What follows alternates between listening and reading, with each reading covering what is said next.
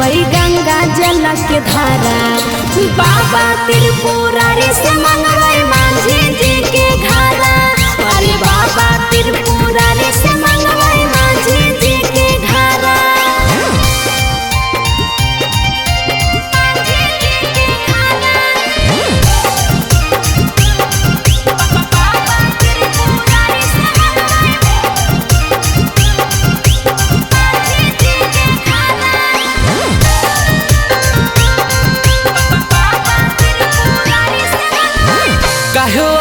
खोजो ही छोड़ी माझी जी के घर आगे।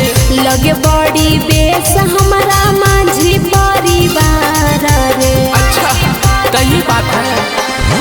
कहो आगे खोजो ही छोड़ी माझी जी के घर आगे।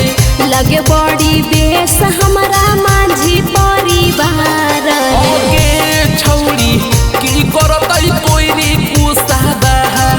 आगे छोड़ी कैसे आबाद रहतई राजहबारा। अरे भोला बाबा पर ढार देवई गंगा जल के धारा। बाबा त्रिपुरारी से मंगवाई माझी जी के घारा। अरे बाबा त्रिपुरारी से मंगवाई माझी जी के घारा।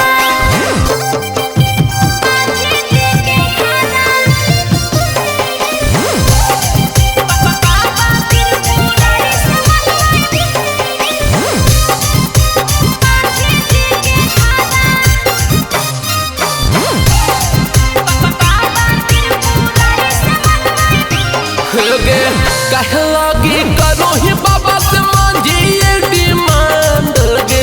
हो है ना बाबा लइका हो कई बारांड रे। अच्छा सही बात है। कहलागी करो ही बाबा से माझी ये डिमांड गे। हो है ना बाबा लइका हो कई बारांड रे। ओगा छौड़ी छोटुआ ले गछोही बाबा से भारा। मोहनी सबा हो तो बेसहारा। अरे भोले बाबा पर ढार देवई गंगा जल के धारा।